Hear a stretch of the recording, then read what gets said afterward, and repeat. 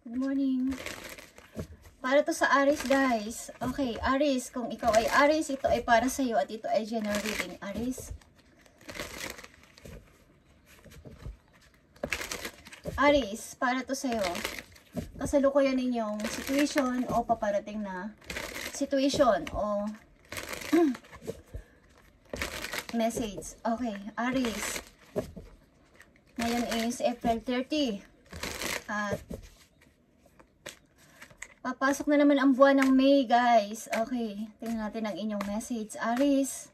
Aries, I need 2 messages dito. Para sa Aries. Okay, Aries. Para sa iyo to.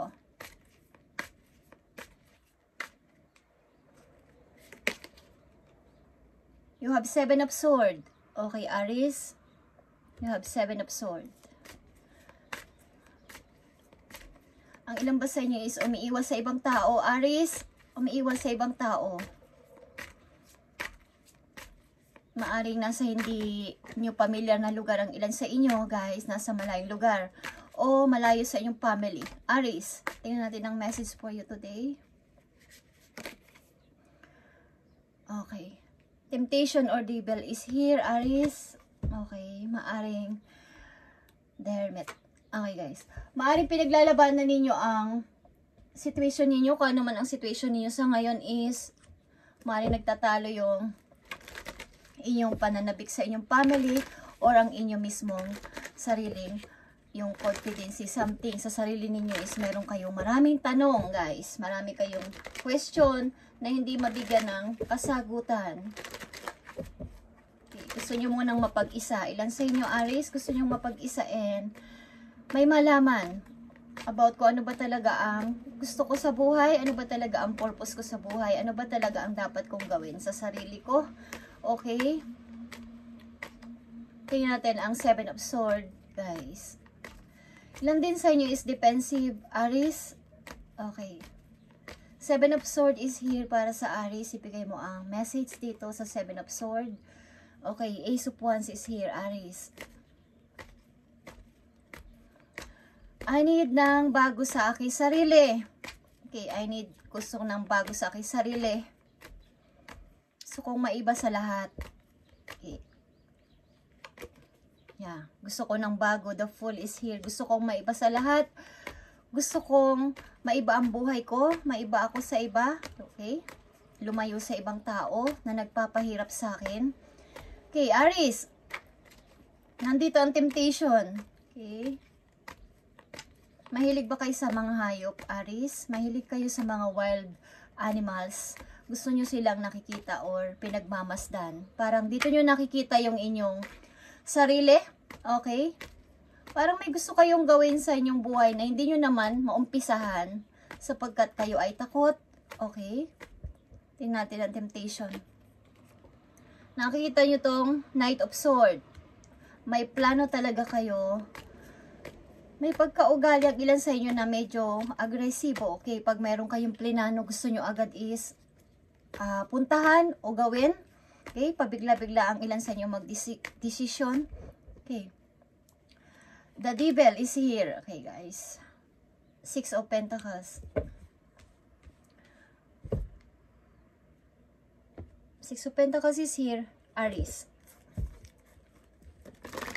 Marami ding mga tao sa inyong nanlilinlang, okay, maaring sa pagdating sa money, na minsan na naluloko kayo sa money, sa pagbibigay, okay, maaring kahit wala na kayo, nagbibigay pa rin kayo sa iba, but may mga tao talaga na tuso at hindi patas, okay, kaya yung inyong kagustuhan na makatulong sa iba is parang napapalitan ng naiinis kayo o naninibog ho sapagkat bakit natulong na ako, walang-wala na nga ako is ako pa yung niloloko or hindi patas ang ibang tao. Okay, huwag kayo mag-alala, Aries, sapagkat ang iyong binibigay is may katumbas na reward galing kay Lord. Okay, nakikita ni Lord ang inyong mga ginagawa. Kung kayo man ay naloloko ng ibang tao sa inyong pagbibigay o sa inyong pagiging mabait is huwag kayo mag-alala dun. Okay, Aries. About sa inyong pag-ibig, tingnan natin. I need 2 messages dito sa inyong pag-ibig. Para sa sign of Aries, ibigay mo ang tamang message about sa kanilang pag-ibig, kung sila'y umiibig. At kung hindi pa guys, ito ay paparating. Okay? Aries. Okay. Trust is here, Aries. Meron kang trust issue about sa pag-ibig o sa taong iyong mamahalin. Mukhang ikaw ay pag umibig is hindi mo maiwasan na ikaw ay mawalan ng tiwala sa tao na iyong minamahal. Maaring medyo mahigpit ka or silosa ka o siloso ka sa iyong minamahal sapagkat meron ka ng nakaraan na ikaw ay nagtiwala at hindi ka naman binigyan ng tamang pagpapahalaga. Okay. Okay guys, Aries, be optimistic. Maari talagang kayo ay, ilan sa inyo dito sa reading is single. Okay, at nahihirapan umibig sapagkat may trust issue dito. Okay. May trust issue. Kayong maaring problema.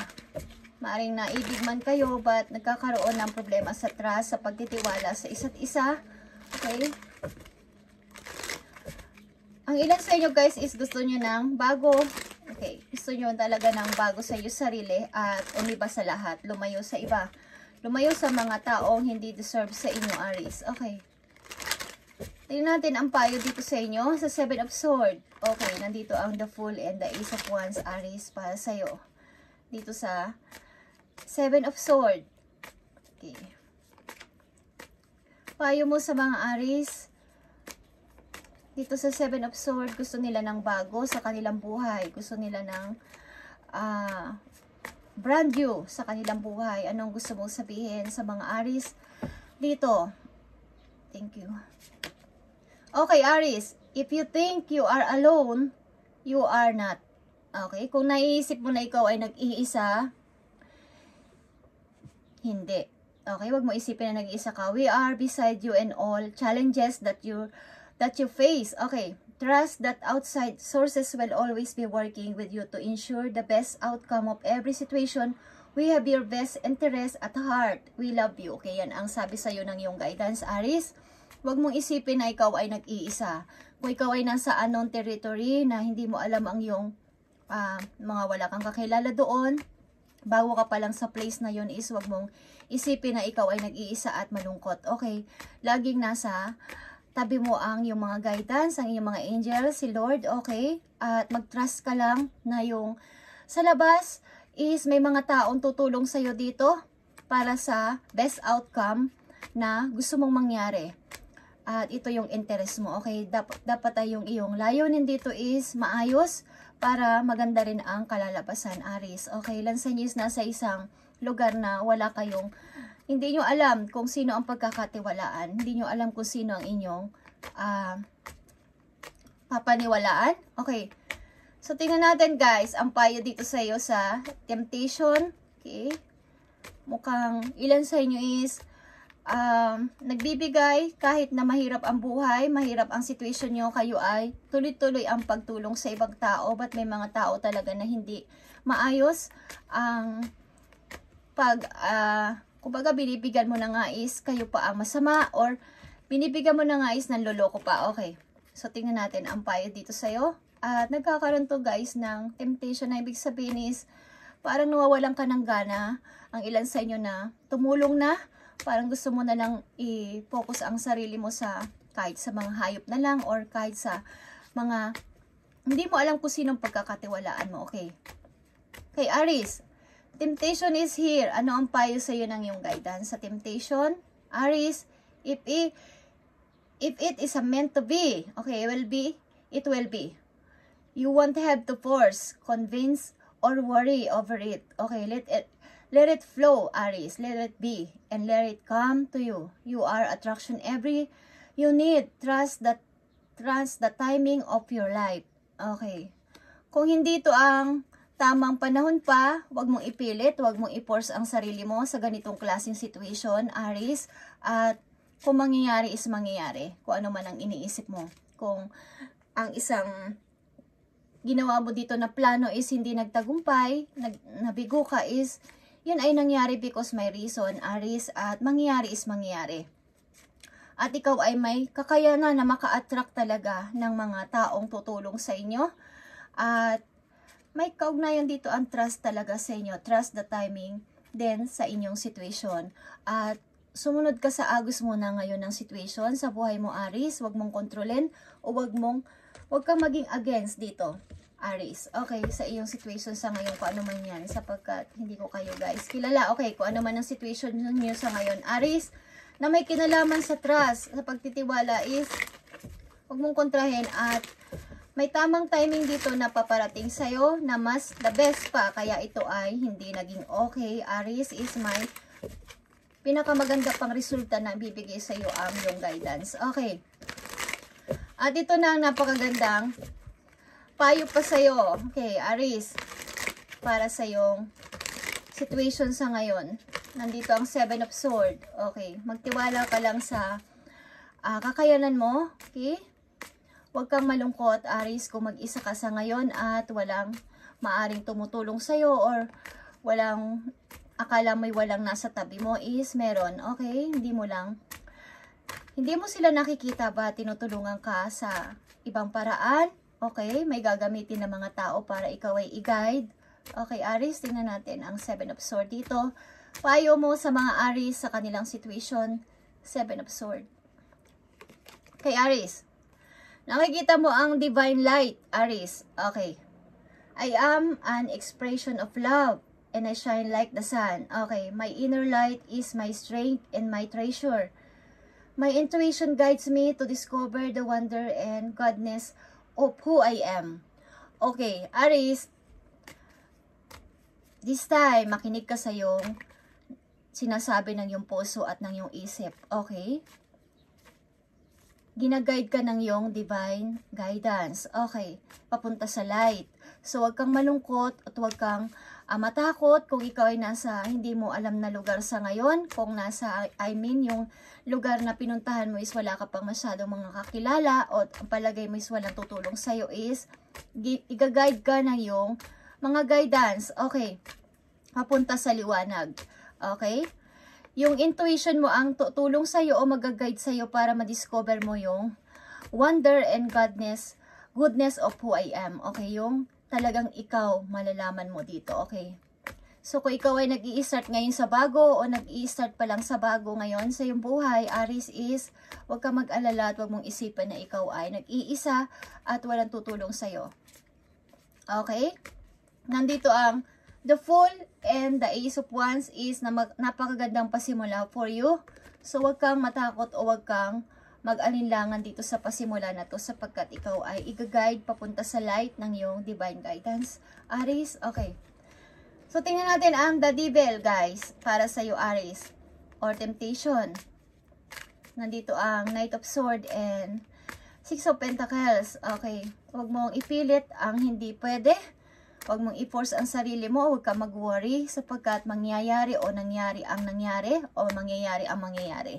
Sapagkat ito ay kagustuhan ni Lord. Sapagkat may the best pa na papunta sa'yo, may the best pa na nakalaan sa'yo. Kaya ang isang bagay o ang isang plano mo is, minsan is hindi nagtatagumpay sapagkat may nakalaan na mas maganda. May mga delay sapagkat may dapat isaalang-alang, may dapat mo nang unahin. Okay, Aries? So, trust the universe. Okay. Tingnan natin ang Temptation para sa iyo, Aries. Thank you. Learning to love yourself. Okay? Or myself. This time, nakikita mo tong temptation. Masyado ka nang na-drain. Masyado ka nang na-drain sa mga toxic na tao sa paligid at pagtulong sa kapwa ng ikaw ay niloloko maybe at may trust issue dito. Huwag mong ipilit o huwag mong i-force ang sarili mo sa mga bagay o sa mga taong hindi deserve sa'yo. Sapagkat dapat dito matuto ka na mahalin mo ngayon ang sarili mo, Aries. Okay? I choose to see the beauty in me. Okay? My wealth lies in my nature and potential. I transform my weaknesses into strength. I realize that I am a being of light and allow myself to shine. Okay, patunayan mo sa mga tao na to na nang iwan sa'yo sa ere na ikaw ay magsashine, ikaw ay papunta sa iyong kasaganaan. Okay? At natuto ka na sa mga pagkakamali mo, natuto ka na sa mga taong pinagkatiwalaan mo na hindi ka binigyan ng kaukulang pagpapahalaga. Okay, maging ito man ay situation mo sa pag-ibig o situation mo sa iyong pamilya. Okay, Aries. So, napakaganda ng yung message today. Ito ay about sa iyong sarili at about sa papunta sa light, papunta sa iyong pag-shine again. At layasan mo ang mga taong hindi deserve sa'yo, lalo na ngayon. Magsisimula na bukas ang May. Okay. Is malapit na namang magkalahating taon, guys. Okay. Napakabilis ng araw at napakabilis ng panahon. Okay. Pilitin mong ma-learn at ilove mo ang iyong sarili this time, Aries. Okay. Tingnan natin. Ikaw ay matututo na o natuto sa iyong mga weaknesses, papunta sa iyong katapangan, okay? Pagiging isang strong person. Ano man ang inyong kasarian, Aries. At isa pang napakahalagang message dito galing sa inyong mga arkanghel. 4 na arkanghel to, guys. Okay. Tingnan natin. Napakarami nitong message, guys. Okay. At ito ay nakatakdang ibigay sa inyong message kung para sa inyo. Okay. Nakatakda itong ibigay sa inyong message kung para sa inyo. So, pakinggan yung mabuti itong last message sapagkat ito ay mahalaga. Para sa akin, ang last message at unang mensahe is napakahalaga. Una at huli. Okay. So, tingnan natin, Aries, ang message sa'yo. Okay. Message mo sa mga Aries na nandito sa reading at iparamdam mo sa kanila ang iyong pagbibigay ng message para sa kanila. Kung ito ay para sa inyo, guys, ito ay mararamdaman nyo sa inyong puso, okay? At i-apply nyo sa sarili nyo kung gusto nyo lang. Aries, okay. Learning to love yourself, Aries, this time, okay? Message mo sa mga Aries, maging ito man ay payo, babala, or para sa kanila situation. Thank you. Okay, Aries. Nakikita mo ang 9 of Michael is here. 9 of Sword ito, okay. Pagka-drain sa sarili. Learning to love yourself, Aries. Okay. Your worry is unnecessary. Hindi mahalagang mag-worry ka. Like I said kanina dito, iwasan mong i-force ang sarili mo sa mga tao o situation na hindi mo kayang kontrolin. Okay. Tigilan mo ang pag-worry. Focus your thoughts of the outcome you desire. Yung outcome, yung dinidesire mo, yung ikaw. Okay, Aries? Release feelings of regret, guilt, or worry to your angels. Okay. Sabihin mo sa iyong mga angels ang iyong worry, iyong mga bumabagabag sa puso mo, Aries, at papakinggan kanila. Okay. Galing ito kay Archangel Michael. Okay. Ito ay sword, ito ay action, about ito sa truth. Okay. Dapat ikaw ay isang maging matapang. Okay. Matapang sa pagharap sa buhay, huwag ka mag-worry. Huwag mong i-force ang sarili mo sa mga taong hindi mo deserve. Hindi mo ito deserve. Okay, Aries, na ikaw ay masadlak dito, o mag-stay dito, o ma-stuck dito, okay? Isipin mo simula ngayon ang iyong sarili. Okay. The Hermit. Yung outcome, yung ikaw. Okay, Aries? Isipin mo ang iyong sarili simula sa araw na to. Okay. This is your reading, Aries, and pagpalain ka ni Lord. Kung sino man na nandito sa reading, is pagpalain ka ni Lord. Okay, at matupad ang iyong mga wish, ang iyong mga pinagpipray kay Lord is matupad ayon sa iyong layunin. Thank you and God bless, Aries.